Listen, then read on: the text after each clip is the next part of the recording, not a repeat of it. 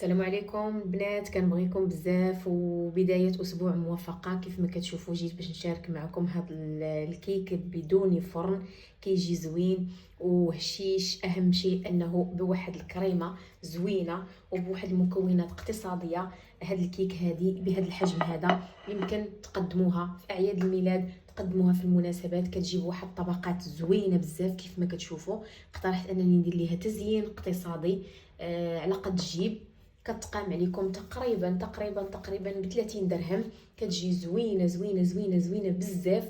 والبنه ما نعاودش لكم، كنتمناها تنال الاعجاب ديالكم والاستحسان ديالكم. اقترحت انني ندير لها التزيين الخفيف الظريف كيف ما كتشوفوا. شويه ديال النوتيلا، وهنا التزيين العادي ديال الكيك. بقاو معايا باش تشوفوا المقادير والطريقه على القناه ديالكم اللي هي قناه الوديع. نشارك معكم واحد التحليه، نتوما عارفين انني من عشاق التحليات كيف ما بغات تكون، ولكن ديال الشوكولات هي اللي عزيزه عليا وديال الكراميل. دونك غادي نشارك معكم كيك بدون فرن بواحد الكريمه اللي كتكون زوينه وبواحد لاموس ديال الشوكولات. عندي هنا هاد الكيك هادي اولا هاد التحليه. عندي هاد البسكوي هذا لقيته في بيم رخيص، لقيته تقريبا ب 13 درهم. فيه 5 ديال الساشيات. كتكون هادي هي هاد اللي صار لي هذا كيكون زوين وعملي. عندي هنا 4 ديال المعالق كبار ديال النشا تكون ممسوحه. القاعده المعتمده يعني 2 المعالق مع نصف لتر الحليب. انا غندير ايترو، يعني غادي ناخذ 4 ديال المعالق. وهنايا عندي 4 ديال المعالق ديال السكر على حسب الذوق. انا ما كنبغيش الحلاوه بزاف، درت 4. وهنايا عندي هاد لي ساشي ديال هاد الفلون ديال الشوكولا لانني غادي نستخدم الموس ديال الشوكولات.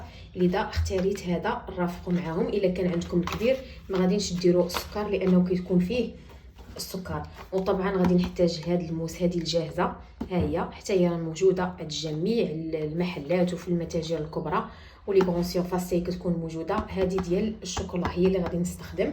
وحاجتي الكميه ديال الحليب تقريبا نصف لتر ديال الحليب مع هذا المول هذا الدائري اللي تيتفتح من الجناب هو اللي غادي نستخدم. ولا عندكم اي مول استخدموه، انا عندي الدائري كيتفتح من الجناب هو اللي غادي نستخدم.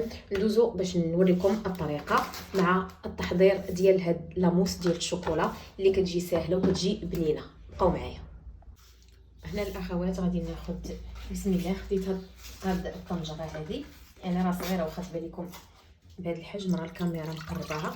غادي ناخذ نصف لتر ديال الحليب. انا غادي ندير لتر. قاعده راكم عارفين الاساس ديالها كل نصف لتر كتمشي معاه 2 معالق ديال النشا اولا ديال لا كريم باتيسير. غادي نضيف هنايا النشا 2 المعالق مع السكر مع الساشيات ديال الفلون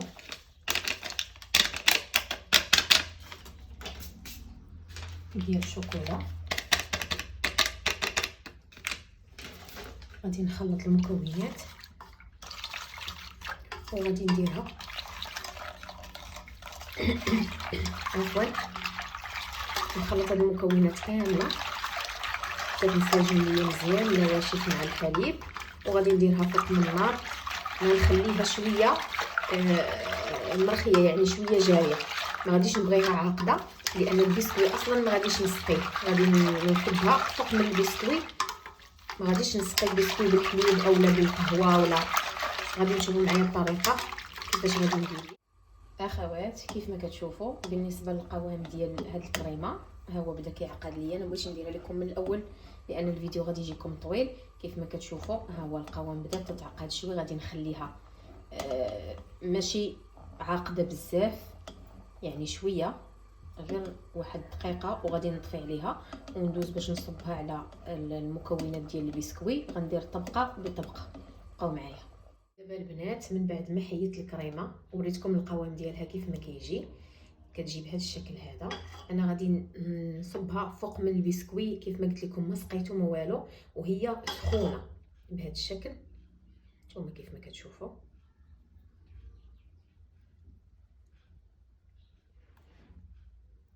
الشكل هذا.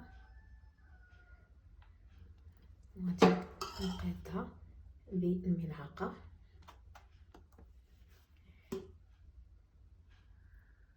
خص العمليه تكون شويه سريعه.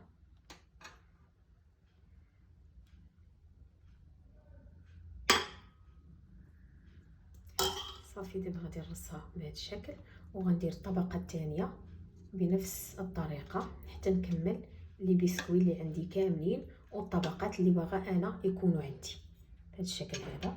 يعني ضروري ما نلبسوا البسكوي الطبقات اللي عندنا كاملين. الطبقه الثانيه كيف ما كتشوفوا، بسم الله، يعني درت الطبقه الاولى ودرت لي بسكوي. دابا غادي ندير الطبقه الثانيه بهذا الشكل، والعمليه خاصها تكون سريعه شويه.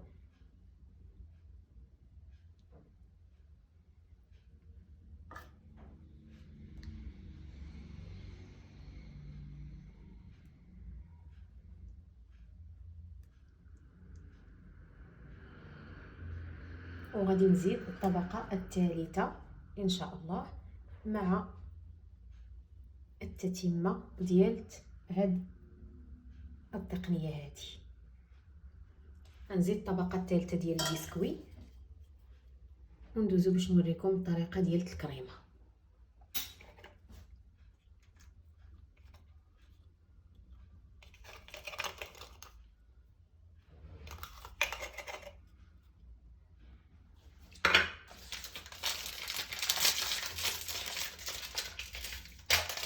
البنات سمحوا لي مشى ليا المقطع.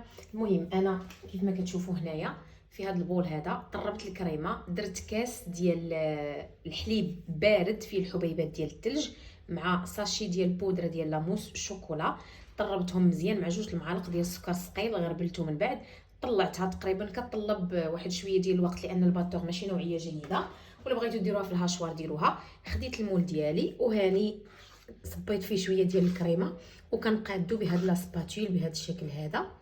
كيف ما كتشوفوا انا غادي ندير الكريمه هنا في الوسط وغادي نديرها في الجوانب، والتزيين راه كيبقى اختياري.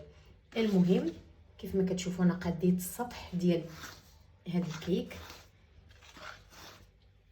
كيف ما كتشوفوا. صافي غادي ندخلو الثلاجه تقريبا لمده واحد نصف ساعه حتى لساعه، وندوزو باش نوريكم الطريقه ديال التزيين. انا هاد الكريمه اللي بقات ليا غادي نزين بها حتى الجوانب، والوسط غادي نشوف التزيين باش غادي نزينو. المهم غندخلها للثلاجه تبرد لي واحد شويه ونرجعوا من بعد. هنا في الجوانب درت شويه ديال كاوكاو مهرمش كان عندي، شديته وهرمشته في الهاشوار غير شويه، غير واحد 2 ضربات، واحد 2 وحيدته وزينت به هنا الجوانب لان الكريمه بقات ليا. وهنايا خديت الجيب الحلواني وغادي ندير هاد الوريدات هادو بهذا الشكل، يعني شكل اس كيف ما كتشوفوا.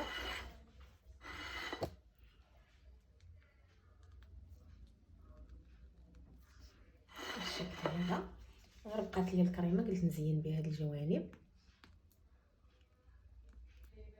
بغيتو ديروا وريضات ديروهم، بغيتو ديروا الشكل اللي نتوما كترتاحوا فيه اولا الديكور اللي نتوما كترتاحوا فيه غادي نزينوا به بالشكل هذا. انتم كيف ما كتشوفوا هنايا غادي نعاود وهنايا بالشكل هذا. صافي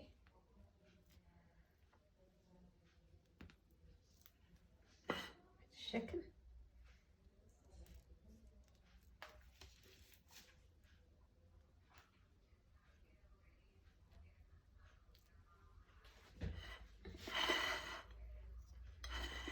هذا الشكل الراقي. وفي الوسط وهنا الولات في الوسط كيف ما كتشوفوا هنايا عندي شويه ديال النوتيلا درتها في البان ماغي غير شويه حتى دفات بهذا الشكل، وغادي نديرها هنا في الوسط بهذا الشكل. غادي نقادها بالمعلقه وما تخلوهاش تكون سخونه بزاف، يعني غير دافيه.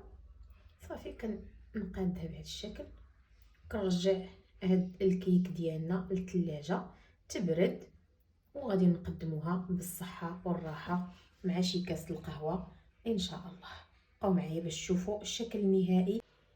وهنا الاخوات كيف ما كتشوفوا انا غادي نقرب لكم الكاميرا. هنايا هاد التموجات اللي درت لان النوتيلا فيها خليط ما بين الشوكولاته البيضاء والشوكولاته السوداء. ملي درتها في البان ماغي عطاتني هاد الخليط هذا او هاد المزيج.